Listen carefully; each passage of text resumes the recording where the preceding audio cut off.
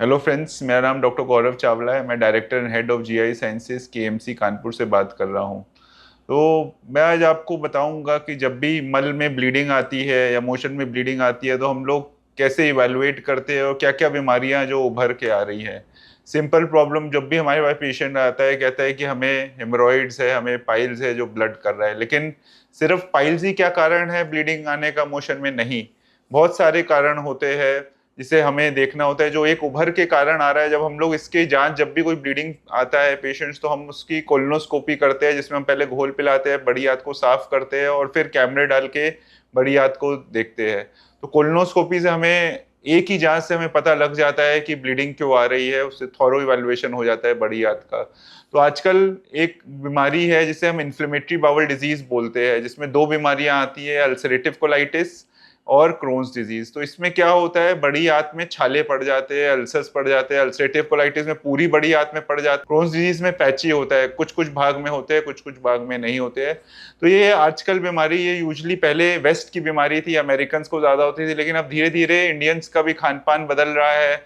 हम लोग pizza burger, westernisation of diet हो रही है, तो हमारे यहाँ भी ये देखा गया है कि ये बीमारी अब बढ़ती जा रही है। पहले हमारे यहाँ सिर्फ टीबी को देखा गया था, लेकिन ये बीमारियां भी काफी बढ़ती जा रही है। स्ट्रेस भी एक कारण है जो बढ़ रहा है। जीन्स इसके होते हैं इन्फ्लेमेटरी बाउल डिजीज के, वो देखा गया है कि हिंदुस्तानियों में भी वो जीन्स है। तो इसका इसलिए इम्पोर्टेंट है ये बीमारी, अल्सरेटिव कोलाइटिस और क्रोन्स डिजीज, क्योंकि ये इसका आपको थॉरो पता होना चाहिए कि कितनी कब से है, कितना भाग इन्वॉल्व है बड़ी आंत का। और इसका इलाज भी एक पर्टिकुलर इलाज होता है जिसे हम कहते हैं इम्यूनोसप्रेसेंट्स। हमारी बॉडी ही रिएक्ट करती है, नॉर्मल ऑटो एंटीबॉडीज बन जाती है जो आंतों में घाव कर रही है।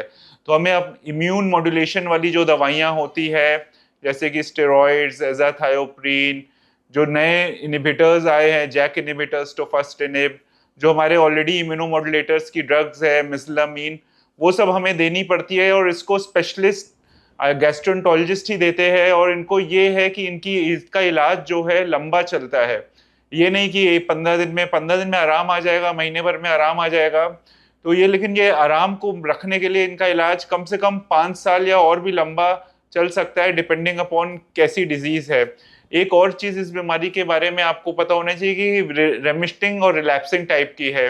मतलब थोड़े दिन ठीक रहेगी, रेमिशन में रहेगा पेशेंट, फिर रिलैप्स कर सकती है, फिर उतार आ सकता है, तो उसे फिर मोशन में ब्लड ज्यादा आने लगेगा, फिर दिक्कतें बढ़ने लगी, फिर दवाई जब बढ़ाई जाएगी तो कम, फिर ऐसे।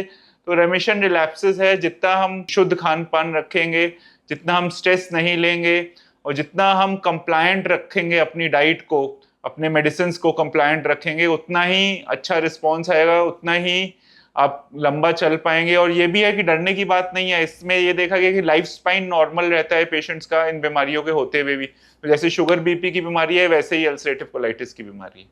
Thank you.